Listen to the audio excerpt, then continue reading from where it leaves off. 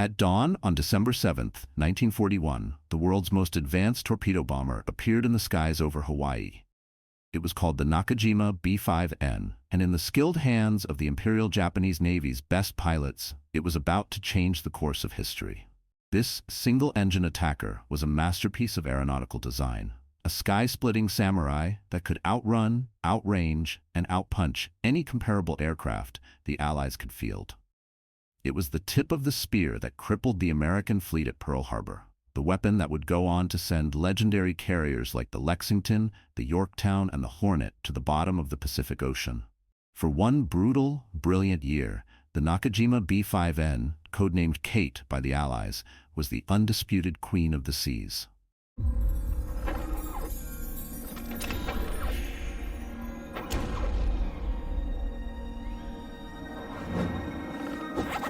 But this revolutionary performance came at a terrible cost, a hidden vulnerability born from a strategic gamble. The Kate was designed for a swift, decisive knockout blow, a war that its creators believed would be over in months. It sacrificed everything for speed and range, leaving its fuel tanks and its three-man crew completely exposed. It was a glass cannon, a perfect weapon for a perfect ambush. But when the short, victorious war Japan envisioned turned into a grinding, brutal war of attrition, the Kate's greatest strengths became its most fatal flaws. This is the story of the aircraft that brought America into World War II, a machine that achieved breathtaking success before being systematically torn from the sky, its journey ending in the final, desperate act of the Kamikaze. Our story begins in the mid-1930s, a period of intense innovation and escalating tension. The Imperial Japanese Navy, or IJN, was obsessed with the concept of naval aviation as a force multiplier. They knew that in the vast expanse of the Pacific, the ability to project power from an aircraft carrier was the key to victory. Their current carrier attack bomber, the Yokosuka B-4Y, was a biplane. While respectable for its time, it was clear that the age of fabric and wire biplanes was rapidly coming to an end. The future belonged to sleek, all-metal monoplanes. In 1935, the IJN issued an ambitious 10-shy specification for a new carrier-based attack bomber. The requirements were demanding. The new aircraft needed to carry an 800-kilogram, or about 764-pound torpedo, reach a top speed of at least 278 miles per hour, 447 kilometers per hour, and possess a formidable range. Furthermore, it had to do all this while still being able to operate from the decks of Japan's aircraft carriers. Two of Japan's aviation giants, Mitsubishi and Nakajima, were invited to compete. The task at Nakajima fell to a design team led by the brilliant Katsuji Nakamura. Nakamura and his team decided to incorporate a host of cutting-edge features, many of which were a first for a Japanese carrier aircraft. The design, designated Type K, was a low-wing, all-metal monoplane. One of its most significant innovations was its hydraulic, inwardly retracting main landing gear. This dramatically reduced drag, contributing significantly to its speed. For carrier storage, the wings also featured a hydraulic folding mechanism, allowing them to sweep upwards and save precious space on a crowded flight deck or hangar.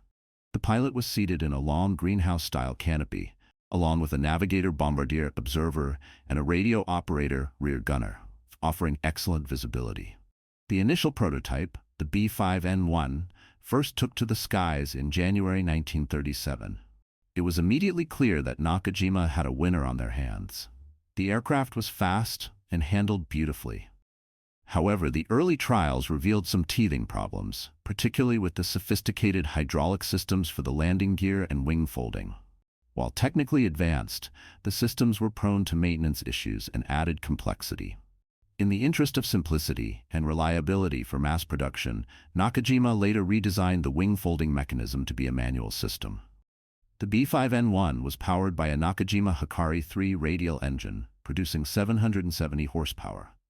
Even before it was officially accepted, the IJN was eager to test its new weapon under real-world conditions. A number of pre-production B5N1s were sent to China to participate in the Second Sino-Japanese War. It was here, in the skies over the mainland, that the IJN got its first glimpse of both the Kate's potential and its critical weakness. The aircraft performed well in its bombing role, but several were shot down by Chinese fighter planes. The feedback was stark. The Kate was fast, but it was also incredibly fragile. It lacked any armor plating to protect the crew, and most critically, it had no self-sealing fuel tanks. A few well-placed machine gun rounds could easily set the aircraft ablaze. This was a deliberate design choice, a philosophy that prioritized offensive capability above all else. In the minds of Japanese designers, armor and self-sealing tanks added weight, and weight reduced speed and range. The best defense, they reasoned, was to be so fast that the enemy couldn't catch you in the first place. This gamble would pay off handsomely in the early days of the war, but it was a debt that would later be paid in blood. Recognizing the need for more power and reliability, Nakajima's engineers went back to work. They fitted the airframe with the new 2-row, 14-cylinder Nakajima Sakai 11 radial engine. This was the same family of engines that would power the legendary Mitsubishi A6M0 fighter. The Sakai engine was a marvel of engineering, producing a much more robust 1,000 horsepower, while also being slightly smaller in diameter than the Hikari, improving the pilot's forward view. This upgraded model was designated the Nakajima B5N, and it would become the definitive version of the aircraft, the variant that would carve its name into the history books.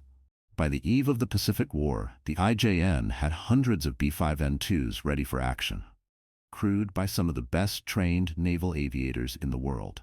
The stage was set for the Kate's dramatic debut on the world stage, and that debut was Pearl Harbor. On the morning of December 7, 1941, Commander Mitsuo Fuchida, the leader of the entire air attack, looked out from the cockpit of his own B5N2. His mission was to confirm the presence of the American fleet and give the signal to attack. Below him, the first wave consisted of 183 aircraft, including 49 B5N2s armed with armor-piercing bombs and another 40 carrying the deadly Type 91 torpedo. As he flew over Oahu, Fuchida saw the American battleships moored peacefully in the harbor. He grabbed his radio and transmitted the now infamous code words, "Tora, Tora, Tora." It was the signal that complete surprise had been achieved. The Kates descended upon an unprepared fleet with devastating precision. The torpedo bombers, flying low and fast, skimmed across the water of the harbor to launch their weapons. These weren't just any torpedoes. The Japanese Type 91 Kai-2 torpedo was a superior weapon, featuring wooden stabilizer fins that allowed it to be dropped in the shallow waters of Pearl Harbor, a feat the Americans had thought was impossible. The battleships USS Oklahoma and West Virginia capsized after taking multiple torpedo hits from the Kates. The USS California slowly sank at its mooring. Meanwhile, other Kates flying at high altitude acted as level bombers. They carried specially modified 800-kilogram bombs, which were converted from 16-inch naval artillery shells. One of these bombs, dropped from a B5N2, struck the forward magazine of the USS Arizona, resulting in a cataclysmic explosion that destroyed the ship and killed 1,177 of its crew. It was a stunning demonstration of the Kate's versatility and lethality. In less than 2 hours, the B5N, in concert with Val dive bombers and Zero fighters, had effectively neutralized the United States Pacific Fleet. With the American fleet in ruins, the Kate spearheaded the Japanese offensive across the Pacific and into the Indian Ocean. 4 days after Pearl Harbor, B5N2s operating from land bases in Indochina found the Royal Navy's Force Z, which included the modern battleship HMS Prince of Wales and the battlecruiser HMS Repulse. In a shocking display of air power's supremacy over sea power, Kate's and Mitsubishi G4M Betty bombers sank both capital ships in open water. It was a terrifying confirmation that no battleship, no matter how powerful, was safe from a determined air attack. In April 1942, Kates from Admiral Nagumo's carrier fleet ranged into the Indian Ocean, sinking the British aircraft carrier HMS Hermes with near-perfect accuracy. It seemed there was nothing the Allies could do to stop them. The first major carrier versus carrier engagement of the war, the Battle of the Coral Sea in May 1942, showcased the Kate at its peak. B5N2s from the carriers Shokaku and Zuikaku located the American carriers USS Lexington and USS Yorktown. In a coordinated attack with HE-D3A Val dive bombers, the Kates launched their torpedoes. They landed multiple hits on the Lady Lex, the USS Lexington, causing severe flooding and rupturing her aviation fuel lines. Though the crew initially brought the fires under control, gasoline vapors eventually ignited, leading to a massive explosion that doomed the ship. They also scored hits on the Yorktown, severely damaging it. The battle was a strategic victory for the Allies, as they had halted the Japanese invasion of Port Moresby, but the tactical prowess of the Kate crews was undeniable. 1 month later, at the Battle of Midway, the Kate would play another crucial, though ultimately tragic, role. After American dive bombers had famously wrecked 3 Japanese carriers, the sole remaining carrier, Hiryu, launched a counterstrike. Her B5N2s, flying with 0 escorts, found the already damaged USS Yorktown. Despite facing a determined combat air patrol and fierce anti-aircraft fire, the Kate pilots pressed home their attack with suicidal bravery, scoring 2 torpedo hits that stopped the Yorktown dead in the water and caused a severe list. The ship was eventually abandoned, later to be sunk by a Japanese submarine. But the cost was immense. Most of the skilled Kate crews from Hiryu were lost in the attack, and the Hiryu itself was sunk later that day. Midway was the high water mark of the Japanese Empire, and the beginning of the end for the seemingly invincible Kate. The Kate's last great victory came in October 1942, during the Battle of the Santa Cruz Islands. In another brutal carrier duel, B5N2s from the carriers Shokaku and Zuikaku faced off against the American carriers USS Hornet and USS Enterprise. In a perfectly executed anvil attack where torpedo bombers approached from 2 different directions, the Kates caught the USS Hornet. They slammed at least 2 torpedoes into her side, crippling the ship. Dive bombers finished the job, and the Hornet was abandoned and later sunk. It was a masterclass in naval aviation tactics, but it was a victory that Japan could no longer afford. They lost nearly 100 aircraft, and more importantly, a huge number of their irreplaceable, highly experienced veteran pilots. The Americans also suffered heavy losses, but had the industrial might and training programs to replace their losses. Japan did not. The Battle of Santa Cruz exposed the Kate's fatal flaw for all to see. It was a glass cannon, an aircraft built for a war of surprise and overwhelming force, not a protracted slugging match. The very design philosophy that made it a world beater in 1941 was now its death sentence. The complete lack of armor meant that the 3-man crew, the pilot, the bombardier, and the rear gunner, had no protection whatsoever. A single burst from an American fighter's .50 caliber machine guns could tear through the fuselage and kill everyone inside. Even more critical was the lack of self-sealing fuel tanks. Allied aircraft were being built with tanks that had rubber bladders inside them. When punctured by a bullet, the fuel would leak out and cause the rubber to swell, sealing the hole. Japanese planes like the Kate had simple aluminum tanks. When hit, they didn't just leak, they often exploded. Pilots began calling them the flying lighter, or one-shot lighter. And the Kate's defensive armament was, to put it mildly, pathetic. Its only defense was a single, hand-operated 7.7mm Type 92 machine gun mounted in the rear cockpit. This was essentially a rifle-caliber weapon, a pea shooter that was woefully inadequate against the increasingly tough and heavily armed American fighters. An American F-4F Wildcat pilot could fly up behind a Kate, absorb the token fire from the rear gunner, and systematically rip the Japanese plane apart with his 650 caliber guns. The tide had turned. The arrival of new American technology and tactics sealed the Kate's fate. The F-4F Wildcat, with its rugged construction and armor, could withstand the Kate's feeble defenses.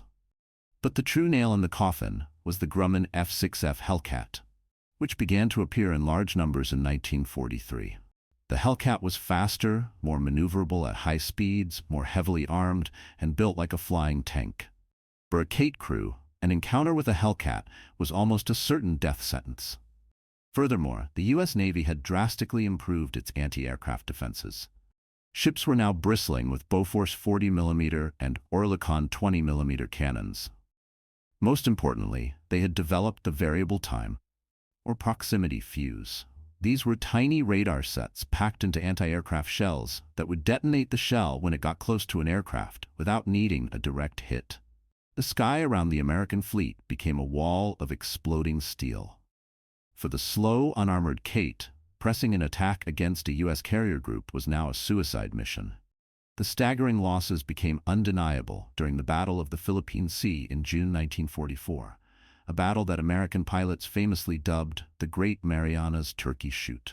The Japanese launched hundreds of aircraft, including many of the now obsolete B5N-2s, against the American fleet. They were slaughtered. Experienced American Hellcat pilots, guided by superior radar and fighter direction, tore into the Japanese formations. The Kates were shot down in droves, often long before they ever saw an American ship. The battle was a catastrophe for Japanese naval aviation, effectively wiping out its carrier air power for the remainder of the war. By this point, the Nakajima B5N was officially obsolete.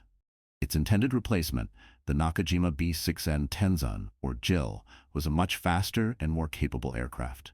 However, the JIL was plagued by development problems and a difficult engine, which meant that the old reliable Kate was forced to stay in service far longer than it should have. As the front lines drew closer to Japan, the remaining Kates were pushed into secondary roles. They were used for training new pilots, for reconnaissance missions, and even as anti-submarine patrol aircraft. Some were fitted with early, primitive air-to-surface radar and magnetic anomaly detectors to hunt for Allied submarines, a role for which the stable, long-ranged aircraft was surprisingly well-suited. But as the war entered its final, desperate phase, the IJN found one last grim use for the venerable Kate. With Japan's cities being firebombed and an invasion of the home islands seeming imminent, the military turned to the tactic of the Kamikaze, or divine wind. These were organized suicide attacks where pilots would intentionally crash their aircraft, which were packed with explosives, into Allied ships. The obsolete, slow, and numerous B5N Kates were ideal candidates for these one-way missions. Stripped of their landing gear and any non-essential equipment, and loaded with a massive bomb, they were flown by pilots with often minimal training. During the battles for the Philippines and Okinawa, hundreds of Kates were expended in these terrifying attacks. It was a tragic and desperate end for an aircraft that had begun its career as the most sophisticated naval attacker in the world. Of the nearly 1,150 Kates built, none survived the war in flying condition. The few that remained were either destroyed on the ground or scrapped by the occupying Allied forces. The Kate's legacy lives on primarily through historical records and film, most notably the 1970 movie Tora, which used modified American BT-13 Valiant and T-6 Texan trainers to replicate the famous torpedo bombers of the Pearl Harbor attack. The Nakajima B5N Kate represents a fascinating chapter in military aviation. It was a product of a very specific strategic vision, a belief that technological superiority and offensive spirit could win a war quickly and decisively. For a time, that vision proved terrifyingly correct. The Kate was an incredible machine that achieved stunning success, forever changing the face of naval warfare. But it was also a flawed masterpiece. An aircraft whose initial brilliance could not protect it from the brutal realities of a long industrial war. Its story is a powerful reminder that in warfare, the strengths of today can easily become the weaknesses of tomorrow, and that even the sharpest spear will eventually break against a strong enough shield. The design philosophy of the Kate, sacrificing all defense for offense, was a massive gamble. Do you think it was a justifiable risk for the kind of war Japan expected to fight? Or was it a catastrophic oversight from the very beginning? Let us know your thoughts down in the comments. And if there's a particular warbird, warship, or legendary battle you're dying to see us investigate next, drop your mission briefings below. We read every suggestion and are always on the hunt for our next target. If you want to keep uncovering these hidden stories from military history, make sure you are subscribed so you don't miss the next deep dive. Thanks for watching.